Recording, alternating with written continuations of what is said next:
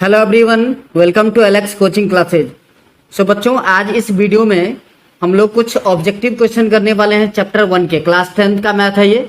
Chapter 1 real number के 15-20 जो है ऑब्जेक्टिव क्वेश्चन करने वाले हैं, तो वीडियो को लास्ट तक देखिएगा।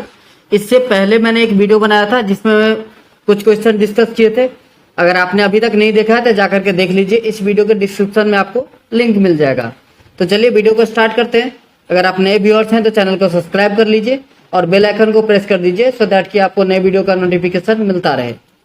पहला क्वेश्चन है बच्चों, if n is equal to 2 raise to the power 3 into 3 raise to the power 4 into 5 raise to the power 4 into 7 then the number of consecutive zero in n where n is a natural number.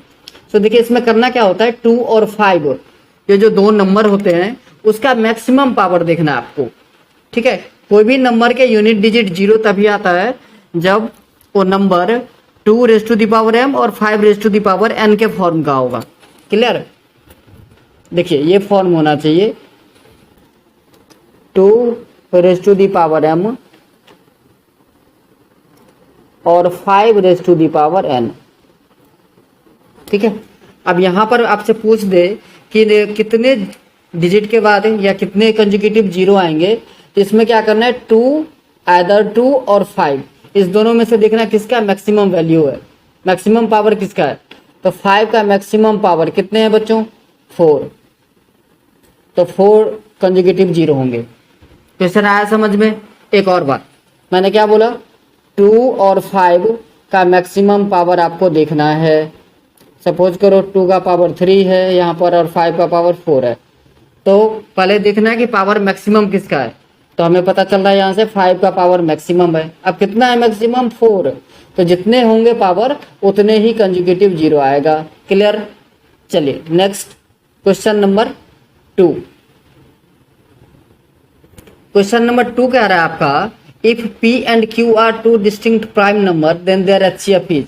अब दो prime number का जो HCF होता है बच्चों always 1 होता है। ये प्रीवियस वीडियो में भी मैंने बताया था। सपोज कीजिए p प्राइम नंबर है, तो प्राइम नंबर का फैक्टर सिर्फ 1 और वही नंबर होता है। सो p को आप लिख सकते हो 1 इंटू पी। q ये भी एक प्राइम नंबर है, इसको आप लिख सकते हो 1 इंटू क्यू। अब कॉमन की बात करें तो सिर्फ 1 जो है वो कॉमन है, तो HCF कितना हो गया, 1। यही आपका आंसर है। चलिए थर्ड क्वेश्चन कराए, if p and q are two distinct prime number then their LCM is. अब देखिए p और q को अभी जस्ट हमने क्या लिख के दिखाया था, p को हम लिखा था 1 इंटू पी और q को क्या लिखा था, 1 इंटू क्यू। अब LCM में आप सबको पता होगा जो कॉमन है वो भी लिखना है, जो कॉमन नहीं है उसको भी लिखना होता है।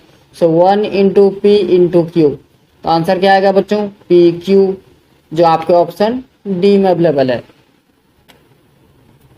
चलिए नेक्स्ट कह रहा है, if p be the prime number the sum of its factor is. अब p अगर प्राइम नंबर है तो सम ऑफ इट्स फैक्टर क्या होगा, तो p का फैक्टर मैंने क्या बताया था आपको, 1 इंटू पी।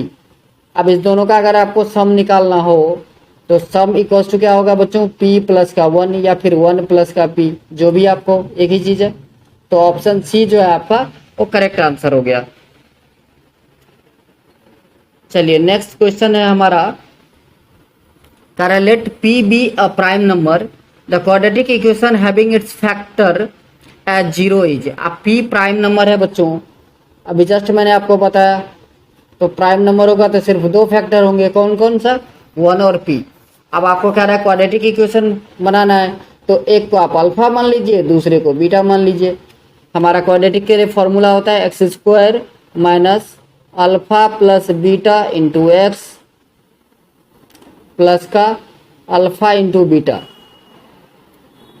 इस फॉर्मूले पर आप पुट कर दोगे तो आपका जो आंसर है वो आएगा x² minus p plus 1 into x plus p equals to 0। Option B correct है। क्लियर? चलिए यहां से बच्चों क्वेश्चन अलग हो गया है। कह रहा if m equals to dn plus r where m and n are opposite positive integers. m और n क्या है, पॉजिटिव इंटीजर है। d and n are also a integer, d और n ये भी इंटीजर है। Then n is the HCF of m and n if. अब देखिए m इक्वल्स टू क्या लिखा है, dn प्लस का r। सो बच्चों अगर r इक्वल्स टू हम 0 ले लेते, ध्यान से देखना है आपको, तो m इक्वल्स टू क्या आएगा, आप कहोगे सर dn। अब देखिए हमें किसका HCF चाहिए, m और n का, तो m कॉमा n, m के जगह पर लिखोगे dn और n के जगह पर n को एज इट इज लिखिए। अब कॉमन क्या दिख रहा है, तो आप कहोगे सर n कॉमन दिख रहा है, कॉमन दिख रहा है आपको, ये n यहाँ पर देखिए ये n कॉमन है, तो n क्या हो जाएगा HCF। तो कंडीशन क्या होना चाहिए, हमारा रिमाइंडर 0 होना चाहिए, जो ऑप्शन सी में अवेलेबल है। समझ में आया। चलिए नेक्स्ट करा, if the HCF of 85 and 153 is expressed as 85 and minus 153 then the value of n is. अब देखिए 85 और 153 का आप HCF निकालोगे तो 17 आएगा। 17 के टेबल में ये दोनों नंबर आता है, सॉरी 15 नहीं 17।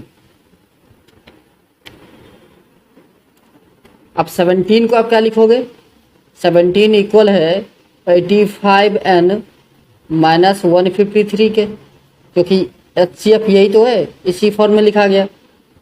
तो आप लिखोगे 85n is equals to 17 plus का 153।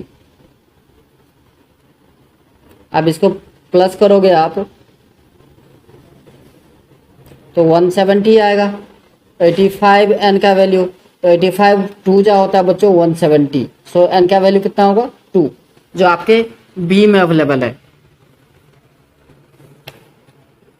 चलिए नेक्स्ट क्वेश्चन है आपका, if P1 and P2 are odd prime number such that P1 is greater than P2 then P1 square minus P2 square is.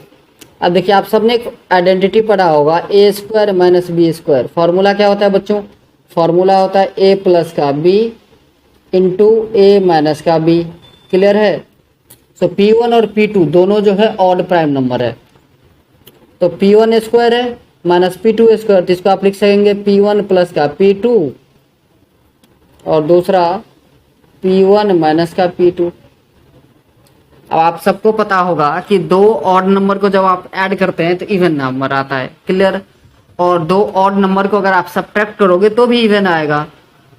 So even और even को multiply, ये देखो ये भी इवन और ये भी इवन नंबर, ठीक है, या इवन प्राइम कह सकते हो आप। दोनों को मल्टीप्लाई करोगे तो आंसर क्या आना चाहिए, इवन नंबर ही आएगा। इवन का मल्टीप्लिकेशन कभी ऑड नहीं आता। सो ऑप्शन ए जो है आपका वो करेक्ट आंसर है। चलिए नेक्स्ट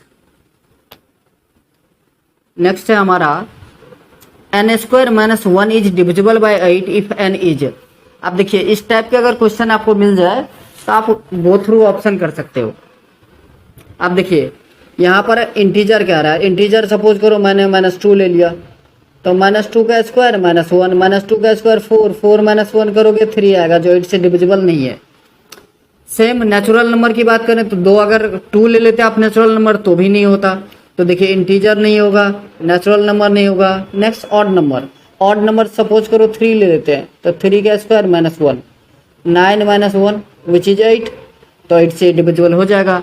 ऐसे ही 9 लेकर के देखो तो 9 का स्क्वायर होता है 81 - 1 80, जो 8 से डिविजिबल हो जाएगा। तो ऑप्शन सी जो है आपका वो करेक्ट आंसर है। ज़्यादा खोजबीन करने की ज़रूरत है नहीं, ठीक है ना। चलिए नेक्स्ट क्वेश्चन है, कह रहा है if the HCF of 408 and 1032 is expressed as 1032m minus 480 into 5 then the value of m is. तो ये क्वेश्चन बच्चों ऐसे ही है जैसे मैंने आपको बताया था 85n माइनस 132 वाला 153 वाला। तो ये क्वेश्चन आप लोगों को खुद करना है और कमेंट बॉक्स में कमेंट कीजिए कि आपका m का वैल्यू क्या आ रहा है, ठीक है। तो चलिए मिलते हैं नेक्स्ट वीडियो में, बने रहिए मेरे साथ और देखते रहिए एलेक्स कोचिंग क्लासेस।